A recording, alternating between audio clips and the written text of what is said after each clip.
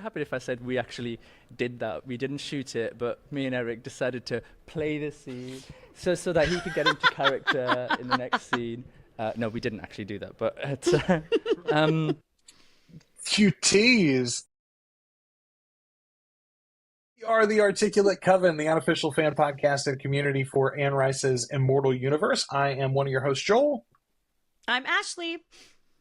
And today we are here to react to another video from SDCC. Ashley, I thought we had done them all already, and then like the second weekend there's comes, always more. And there's a whole nother round of interviews. Yeah.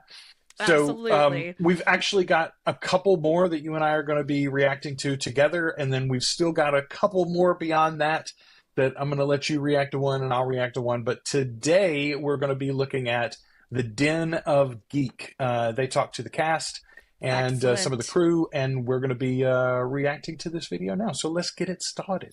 Let's watch it. Everybody, and welcome to Den of Geek Studio at San Diego Comic-Con. We are here with the lovely and polite folks behind. Polite. Lovely and polite. So first of all, what a fucking set. I am so jealous of this. Like a basement. Yeah, first of all, it makes me wonder, like, is this literally one side, three-sided so that it's just there's cameras on this side, or is this it has to permanent? Be, like, is this a room? I don't know. Anyway, I love that's it. Awesome. I love the wood paneling. It's got such a 80s vibe. Man, I'm looking around the room here and spotting a lot of like gadgets and gizmos that I have personally owned. I was like, there's historically too. And there's a rotary phone. All right, so look, we've got Delainey Hayles, Rolin Jones, Sam Reid, and Assad Zaman are the participants for this interview. Are you familiar with Den of Geek? I think this is the first time that I've watched one of his videos. I'm not, but I clearly should be. These look like my people. You're right, absolutely. All right, let's see what they got to say here. Behind Interview with the Vampire on AMC. And they're already rejecting this politeness. Shut up. I know. Yeah. Asshole. All right, well, you're going to feel like real dicks now because my first question for you is a highly, highly technical one that is going to really test your resolve. And it is, for all of you, why is this show so fucking good? Actors and writing and Mara Lapierre-Schloop and Daniel Hart and great directors as well. Oh my God, Levin and Emma and. I think also one thing that we talk about, which I don't think we've ever said it in an interview before, so this is probably the right time to say it, is that the show is also made by a lot of obsessive people. Everyone is very, very obsessively, compulsively driven to do the best thing that they can do, almost to a fault, to lack of sleep, to constant worrying and obsession. So. That's the difference to me, Ashley, because there are a lot of good actors that are working over on the sister show Mayfair. There are a lot of good writers that have worked over there. There are good directors that have worked there. Lots of good actors. But folks, it's not coming together in the same way, and that's why. There's no obsession for the source material like there is from so many people on the crew of Interview. Well, I think too, like it's wanting to do the best job for each other. When you've got that kind of vibe on a set, or if you're working on a play and that's the vibe that you've got going on, you want to do the very best you can so that you're doing the best work for your coworkers. You want to make their writing look good. You want to make their costumes look good. So everybody is kind of a little bit more invested in pushing themselves to be the absolute best version of it that they can do. Yes, absolutely. By the way, he's so pretty. Like, he's just so pretty. I mean, listen, the Australian accent is very nice, like, all the time. Like, I like lots of Australian accents, but he's got this, like, thickness and richness to it in a way. Well, I mean, and we rarely hear it because we're listening to him as Lestat most of the time, with his French. I haven't really watched him in anything else, to be honest. Like, he was really not on my radar at all until this show. So, like, I've only listened to his fake-ass French accent mostly. So whenever I hear him speak in his real voice, I'm like, Oh, who's that? I don't know why. Who I mean, is he? you and I assign our own homework, Ashley. I don't know why I haven't made us watch the newsreader yet, but it's not. I know been we on our really list. should. We should put some effort in. Like we've been busy. Look, listen, we're reading, we're watching, we're reacting. We're doing fine. There's stuff but going yeah, on, we need people. We'll get there. There's We're shit happening. admiring Sam on our own pace, okay? Oh, yes, yes, we I think are. that helps because everyone really, really wants to do the best job that they can. We're not obsessive. Yeah. But yeah, I agree. There's a Look lot at of his passion. cute little suspenders. I think we're all very compulsive about everything that we do. In every department, Yeah. everywhere. Delaney, it's lovely to see you here in particular. Thank you. What's it like getting to spend time with these guys today for Comic-Con? And are you still just petitioning to find a way back into season 3? Spending time with these guys is it's really horrendous. I want to go home. No, I'm kidding. Awful. I'm having so much fun. Right? I would absolutely hate hanging out with Assad and Sam. So, okay, you and I haven't talked about this together. I can't honestly remember whether it was in the video that I reacted to alone or you, but one of the last ones that you and I did, it came out, Rolin mentioned, he referenced, why would I give up writing for Delainey? Right. Okay. Why on earth? I'm surprised by that. Well, and we've talked about, I think you and I did talk about, I don't know when we talked about it, but that, there's still so many opportunities for Claudia to make a reappearance in the next season, because eventually we're going to get Lestat's version of what actually happened, what his version of what happened in New Orleans and what happened in Paris, and her haunting him is definitely a very distinct possibility. Yeah, I'm excited. I was surprised though that he mentioned it. Like, I honestly, I don't know. The same thing came out with Mayfair. Like, we didn't really know that Harry Hamlin was going to be back for season 2. No, and then I really wasn't he's in the expecting trailer. that. Yeah, I mean, all of the press, including him, was one thing. Like, Delainey, this is Delaney's season. Like, she had such a featured role in this season. Like, why wouldn't she be on all the press for Comic-Con? Season 2 just wrapped. They're not really, Absolutely they makes are perfect promoting sense. season 3, but we didn't expect this press tour to be quite so featuring season 3. Man, all right. Anyway, it makes me wonder where they're going with this. All right, let's keep going. Fun, and it's really nice to see them again because I haven't seen them in a very long time. But yeah, I'm taking in Comic-Con. I'm seeing really cool costumes. I want to put one on. I will be slightly did, but I want to wear a different costume. Yeah, I'm trying to claw my way into season 3. She doesn't need to claw. Assad, I was wondering, what was it like for you this season siring one Daniel Malloy? And are you looking forward to many exciting adventures with your buddy Eric? What would happen if I said we actually did that? We didn't shoot it, but me and Eric decided to play the scene so that he could get into character in the next scene. No, we didn't actually do that, but You tease. Okay, I thought for a minute they really had. Okay, but first of all, I appreciate this. A direct question about it, because a lot of the speculation from fans has been, especially with the promo featuring Daniel and Daniel coughing in the background and everything. Right. People are like, oh, maybe Lestat made Daniel instead, and that's who they were referencing. No, guys, it's clear. Armand turned Daniel right at the end of season 2. Here we go into that storyline. I mean, yes, we're getting it. It's been said. We don't have to pretend. Backstage. I love that. That's fucking hilarious. He's adorable. Look at his cute little suspenders. I can't stand it. So cute. He's so cute. I forgot what your question was. Well, he's asking what it was like. Julius Hotel Room number 446. Go on, do tell. It was hot and steamy, but with room to get hotter and steamier, is all I can say. There we go. All I can say. I think that's very generous. Yeah. I think that's very generous. And Sam, I wanted to ask you actually. I ask this question of people sometimes, and I don't think they really like it, and they just get frustrated because there's not a good answer for it. Okay. But I'm going to ask you anyway. How do you go about building like such rippling chemistry with another human being, with Jacob? Like, it's just like, and I know the answer is like, I don't know, chemistry's chemistry, but like, how? How do you do it? Well, you don't I don't think you don't build anything.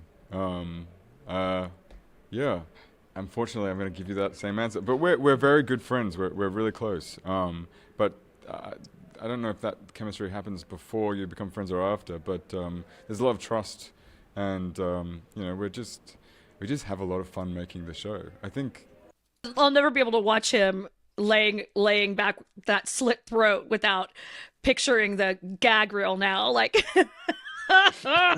so funny to me.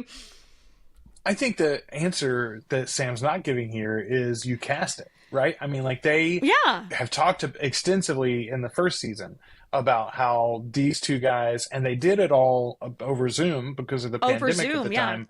Yeah, because of COVID, that's crazy. It was clear when they were casting these two leads that there was, palpable connection betwing the two of them.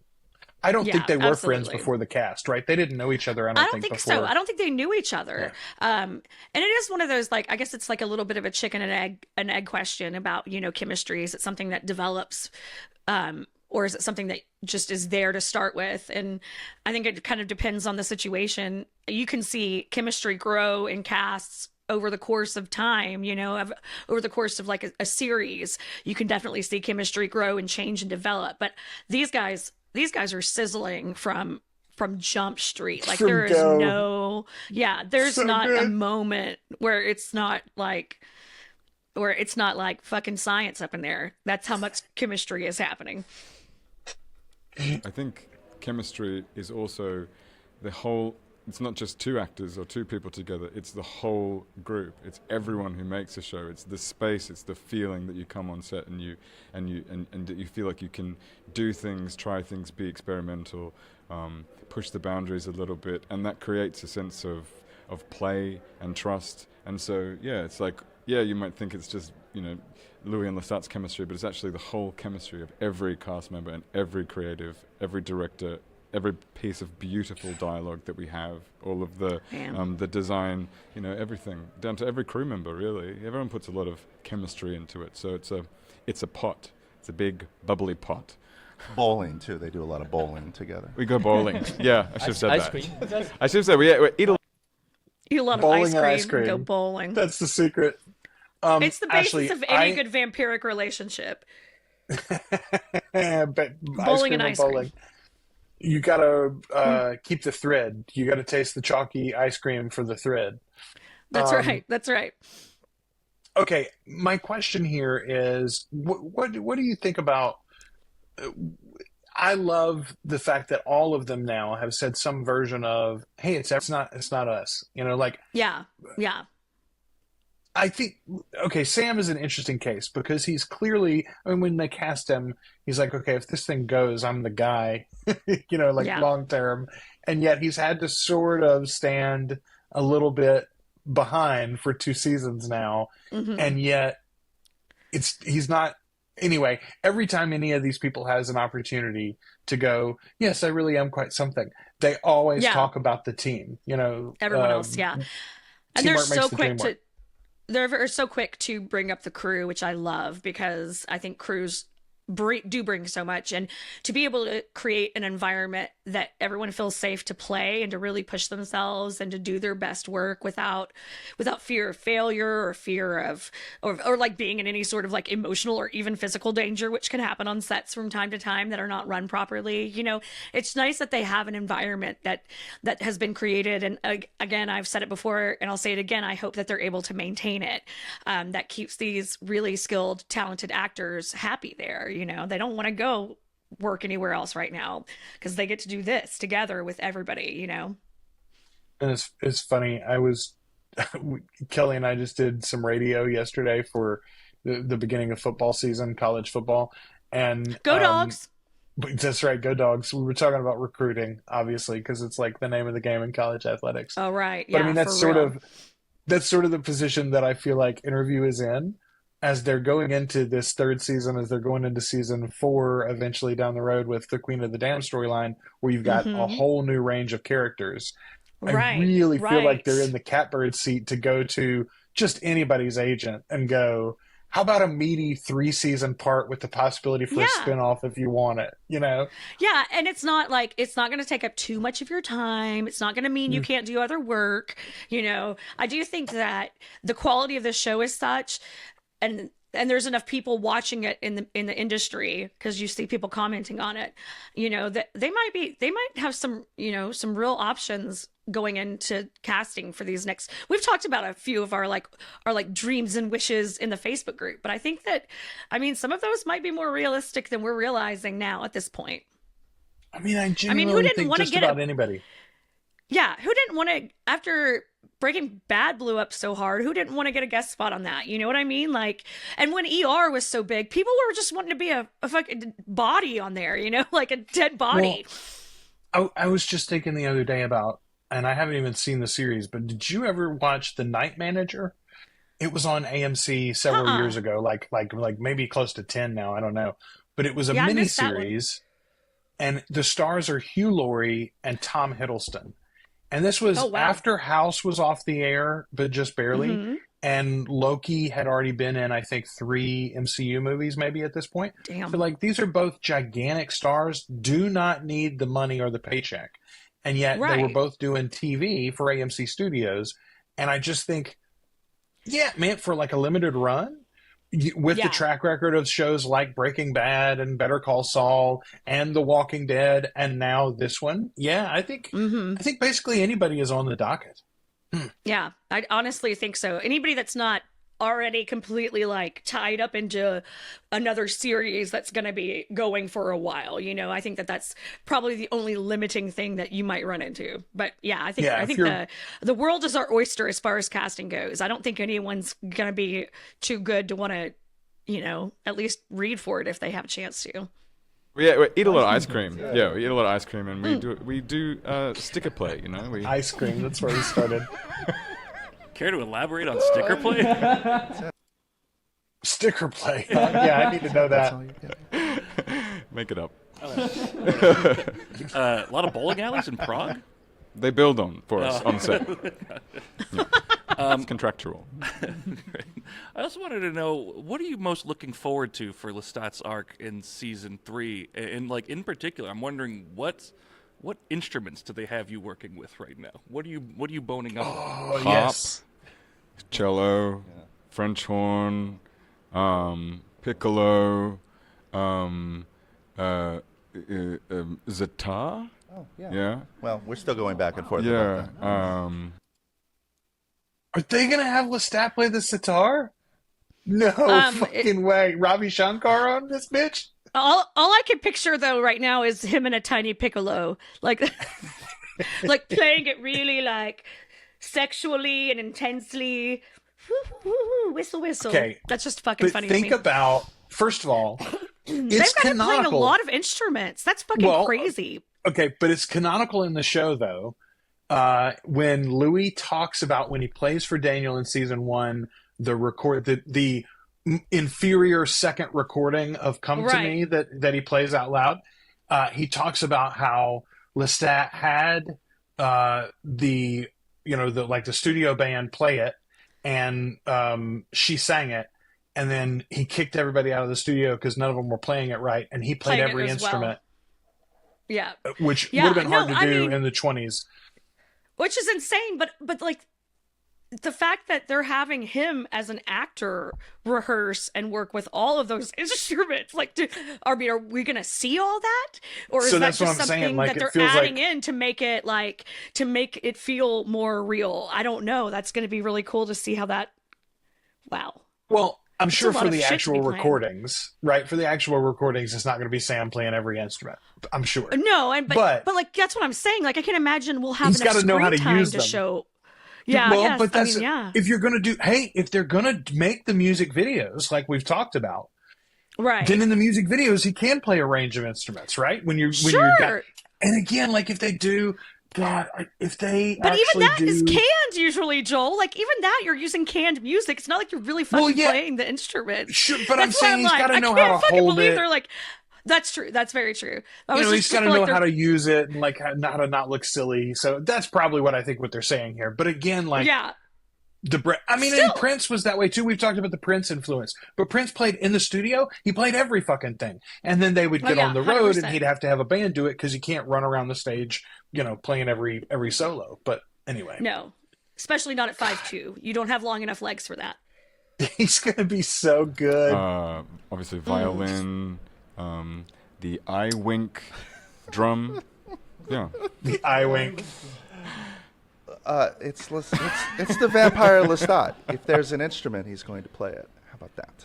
Rolin, I wanted to ask you, before I look forward to season 3, I wanted to just take stock of how you guys decided to end season 2. I thought it was really well done how you balance the things from the novel with creating an even more vibrant future for the show. What kind of adaptation choices went into crafting an ending for season 2 of this arc of this television show? Thank you. Very, very kind. That's a really... These have been good questions. These are insightful. Yeah, they have been. Yeah. I want to see these guys on Hot Ones because Sean Evans does the best fucking interviews in the business. You know what I mean? Like, he's such... I don't know if you watch that show at all, Joel. It's super fun. I do, but occasionally, he does literally the best fucking interviews. Like, he asks people questions and they're like, how the fuck did you even know about that? Like, how did you hear about that? I can't believe we're even talking about this right now, But this is a really good interview. This is good questions. Here's the thing about Hot Ones that gets me. Okay, so before it was like the biggest thing in media, I feel like no one prepared going in and people would bail out all the time. Mm-hmm. But now everyone knows people are going to be watching it. It's a big deal. And I think everybody knows how you're supposed to eat them, how you can help, alleviate it as you go. Mitigate some of the problems. Yeah, like you can't. Hey, no punk. I can't back out on this because like everybody's going to be watching this. Got to get to the end. But I also think the DJ Khaled. I think the question. Yeah, right. I think the questions have shrunk though, or at least the editing, the way that they do them, it's tighter in a way that makes it more effective for the stars, so that they could bring in anybody and get a good interview out of them without like. Maybe this is going to fall apart because we are eating hot sauce. Well, then you have Conan on, and that's just a fucking loose cannon. He was a fucking mess. Very kind. Yeah, there was a lot. I probably have said this a number of times. We had the advantage of having all of the books. And not just this first book, so we've been sort of fishing throughout, and some basic things I wanted to make sure, some characters that might not have had a lot of stuff to do in forward books, that we established a character that we would want to. Mostly I just wanted to make sure that Louis had enough gas in the tank so that we would be seeing him over and over and over again. So we also had the advantage of in strange ways, having enough time to do a part 1 and a part 2 that not a lot of shows ever get. So we were thinking about, for a long time, the ending of season 2. So we had a little bit of advantage over your normal television show that goes, oh, okay, we got 2 seasons to get there. So we probably won't have that advantage ever again. So it was nice. Yeah. I'm taking that as confirmation that they're going to do all of TVL in season 3. Yeah, I think I've always felt like that's the way they do it. Yeah, well, I mean, we've already covered so much. We've covered a lot of the ground, in it. These first 2 seasons, we've covered a lot of, a bit of the ground. I mean, it's not. I mean, there's a lot more that goes on in the book than just the Louis of it all. But we've covered some of that ground, and there's still a lot left to explore. But they can definitely do it in a season. They can definitely do it in a season. Realistically. And the whole thing does set up Queen of the Damned. I mean, this is all like pushing you towards it. But they do have the benefit of the books are written. They have the books. The books have been written. They're not waiting on any more. I'm looking at you, George R. Martin. They've got the damn books in their hands. He's read all of them, so he knows what to pull from for these 2 seasons, what he could pull from Vampire Lestat. He knows what he can go ahead and pull and start teasing from Queen of the Damned. And that's great. Even we've seen Tale of the Body Thief. We've already seen references to Tale of the Body Thief in this season. So, I mean, I think that's one of the things that makes the fandom feel so secure in this adaptation too, because you're not just seeing things that are being tossed around like in lieu of the actual material, you know what I mean? And so that's like, yes. Even if we're seeing it maybe in a different way, or it's being introduced in a way we didn't expect, you know, Rolin Jones being a really good example, I still think we know that the eye's on the prize and we know what story we're going to get from the Rolin Jones character eventually, you know? So, you know, it just occurred to me, what if one of the reasons why we got things like Rolin Jones in this season is because Rolin looks over at Mayfair and he's like, I'm introducing everything that I want in this universe. I'm doing it first before anybody else says it. So he's like, oh, there's a Talamasca show? You're not introducing a body thief. Great. Here we go. Here I'm taking my piece of the pie and presenting it this way. Thank you, sir. We appreciate you. Indeed. It was nice. So you're just making choices to I don't know, really we want to move an audience, and so take as many big shots as we possibly can, and fail, potentially fail, you know, all the time. Like just risk and go for it, because there's so many TV shows and so much noise out there. And how can you get into the obsessive heart of our wildly unwell fans? Looking forward to season 3 again a little bit for you, Rolin. I know you're going to be looking into casting some heavy-hitting roles here pretty soon for some very ancient people or beings. What factor do you look for in a performer when it comes to playing such ancient power, I guess? I'm attracted to a lot of theater actors. I really I respect theater training a lot. It's a lot about facility of language. I think these actors right here do a really, really great job of taking some of our purple prose and making it feel like it is everyday language, which I think is purple prose. I love it. Singular for our show. I always think about Carrie Fisher telling George Lucas, "You can write this shit, George, but you can't say it." But you can't say it. Yeah, fuck right. Yeah, some things are a real mouthful to spit out. It's okay. Everyone in interesting. this cast does have a really good command of like presentation and language and things like that, and a certain confidence about their movement and everything that does kind of feel very theatrical to me. I think too, in seeing the actual Theater of the Vampires this season, I've been in kind of a theatrical mindset about the show all season long. I think Ben Daniels is another good example. I don't even know that he's done much theater, but he just stinks of it. You know what I mean? Like, you can just smell the clearly grease paint theatrically on that man. Trained. Yes.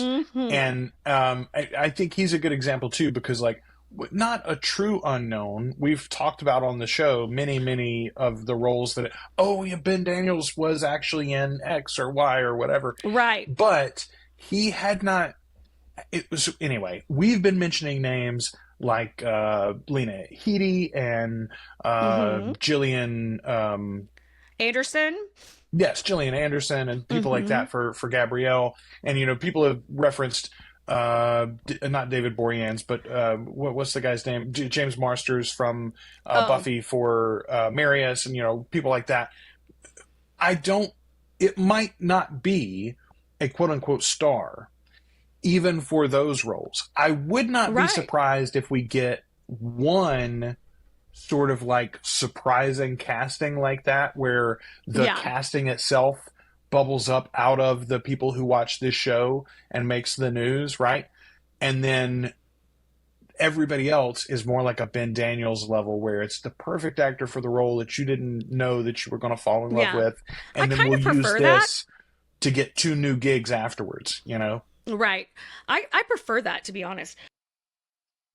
Because you're not trying to move past somebody looking like, or in your mind being this version of whatever character you imagine them in. You know, like, it's hard for me to look at Gillian Anderson and not think about X-Files, you know?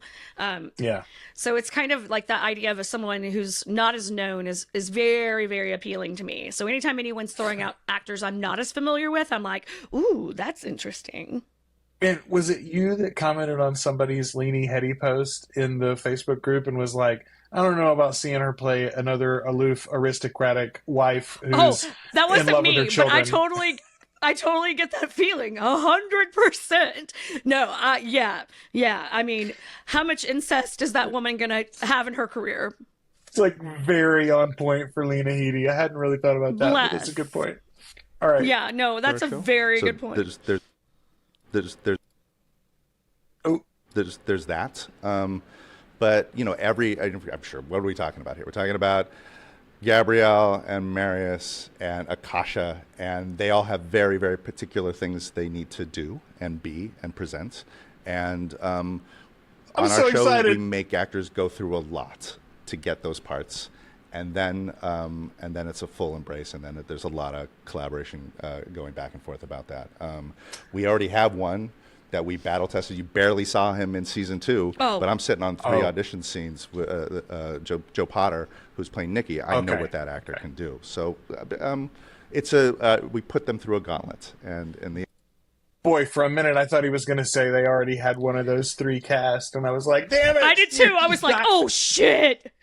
And now we have to wait forever. Yes, but Sweet Nikki has been cast, and he looks Joseph really Potter. perfect. To be honest, He's great. Like because we're right in the midst of our reread of Vampire Lestat, he's like very perfect. I'm excited to see him go on Nikki's journey. It's going to be awful. Yeah, the very next episode of Articulate Coven, the regular podcast that comes out, we're talking about parts 4 and 5 of the Vampire Lestat novel, and boy, we're deep into the Nikki territory now. So there you go. Yeah. In the end, you're going to get the same lovely, exquisite casting that we've had. Well, thanks so much, everybody. That was, as promised, the polite folks behind Interview with the Vampire. The polite folks behind Interview with the Vampire. Does that mean they didn't invite Bogosian? Is that all that means? Well, Mark Jacobs wasn't there either. Or Johnson? Mark Johnson. God, why do I call him Mark Jacobs? That's a fashion I don't guy, know. right? I'm terrible with names, It's actually. Like, he smells amazing. Daisy. All right. Thank you for watching this reaction video. If you enjoyed this, or if you want more Interview with the Vampire content especially, we've got a ton of it here on the channel. And we do. I'm wearing one. We got merch. We got merch. It's linked actually under this video and under the channel. You can click through to the store. There's the regular logo, but there's also more of a Brat than Lestat t-shirts, and there is very specific search terms t-shirts as well. But also, actually, there's stickers for all 3 of those logos. Yeah, the very specific search terms. I was tickled about that too. There's stickers for those, and there's even like there's a couple of phone cases up there. And anyway, store's all up. You can find that stuff. And come back for more as we continue to cover Anne Rice's Immortal Universe from AMC and AMC+.